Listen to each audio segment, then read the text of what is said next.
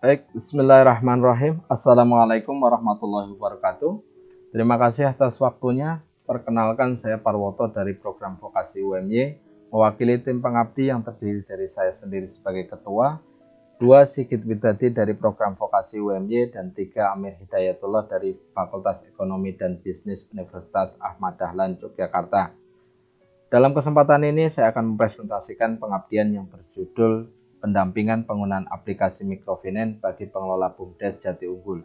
Pengabdian ini merupakan rangkaian dari pengabdian yang berjudul Implementasi Aplikasi Mikrofinance pada BUMDes Jati Unggul yang didanai oleh Hibah Internal Universitas Muhammadiyah Yogyakarta dalam program Pengabdian Desa Mitra.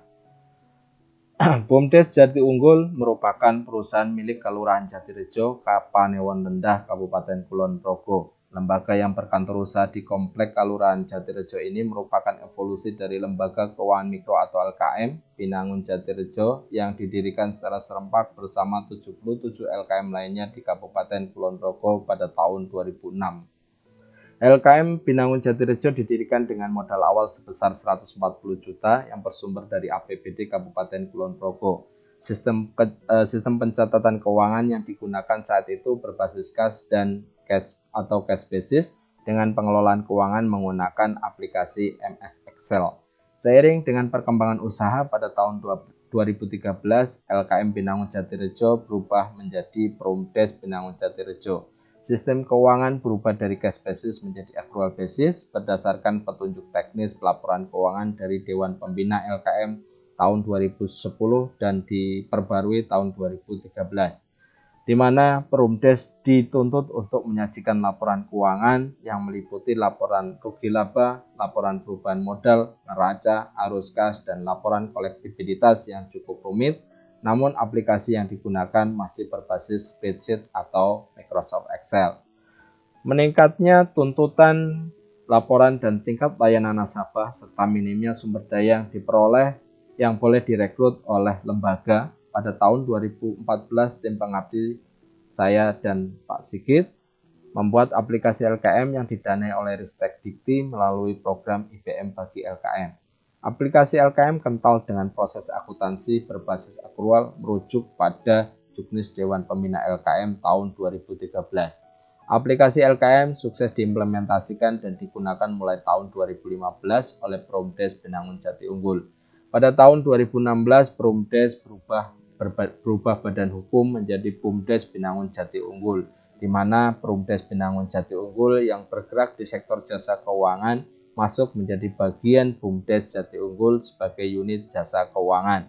Perubahan ini berdampak pada aplikasi LKM yang digunakan, sehingga puncaknya pada tahun 2019 tim pengabdi memutuskan menyesuaikan dan menyempurnakan aplikasi LKM menjadi aplikasi mikrofinance.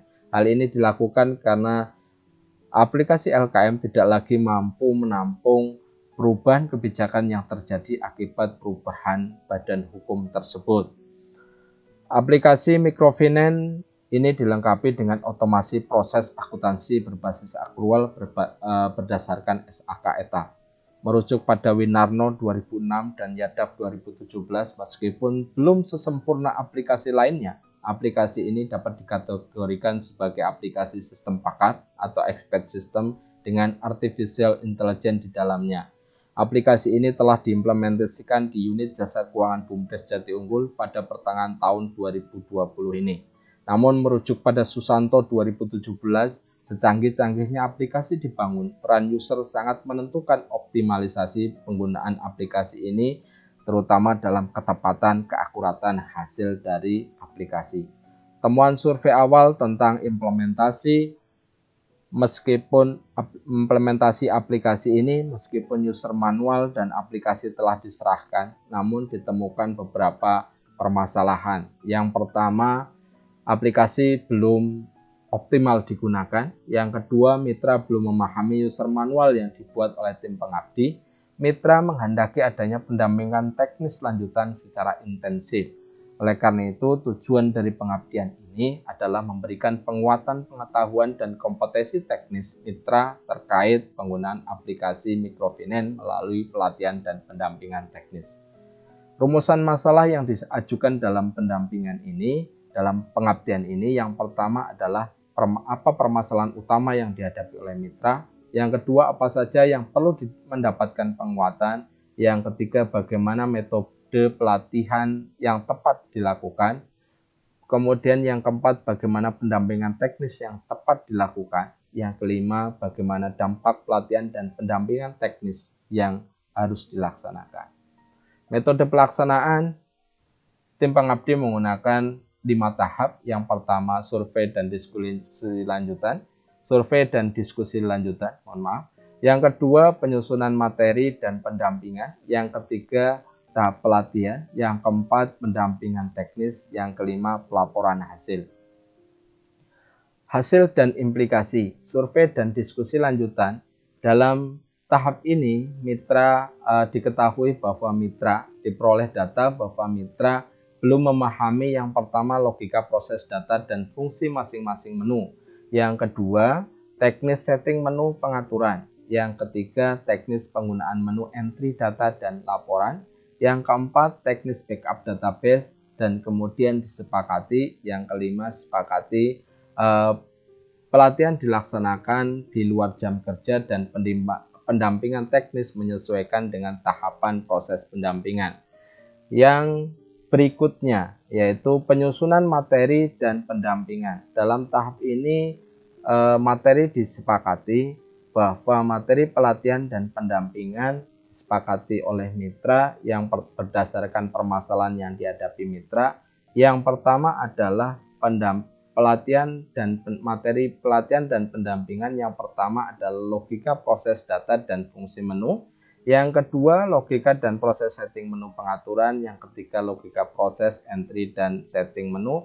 Yang keempat adalah teknis backup database. Pelatihan dilakukan selama 6 hari dengan 3 jam per hari.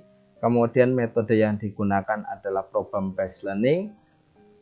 Kemudian dari sini diperoleh hasil bahwa pengetahuan mitra setelah mengikuti pelatihan dalam proses penggunaan aplikasi itu meningkat.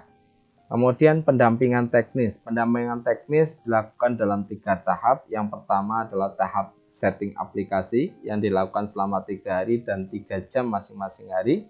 Kemudian penggunaan aplikasi jadi pendampingan dalam proses penggunaan aplikasi dalam proses pelayanan dan entry data. Ini dilakukan selama 6 hari dengan masing-masing 6 jam per hari. Kemudian tahap ketiga adalah tahap pendampingan dalam proses pengelolaan laporan dan backup database yang kita lakukan selama 3 hari dan dengan 3 hari per jam. Implikasi teknis dari hasil pendampingan. Yang pertama, kemampuan teknis mitra dalam menggunakan aplikasi meningkat signifikan. Yang kedua, kinerja pelayanan semakin efisien.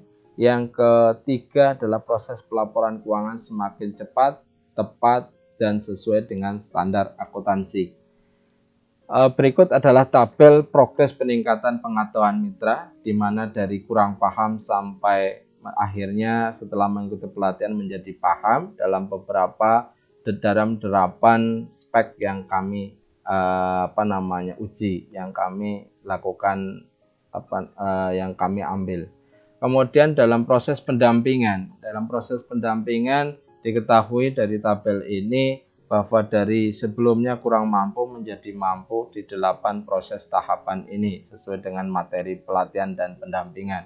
Kemudian kesimpulan dari program pengabdian ini, yang pertama adalah mitra membutuhkan penguatan, pengetahuan, dan kemampuan teknis dalam penggunaan aplikasi microfinance. Materi yang dibutuhkan meliputi logika proses dan menu, fungsi menu, logika proses dan setting menu pengaturan, logika teknis entry data dan setting menu pengaturan, dan terakhir adalah teknis backup database. Yang ketiga, pelatihan terlaksana dengan baik menggunakan metode PBL. Yang keempat, pendampingan teknis terlaksana dengan baik menggunakan pendekatan pendampingan langsung.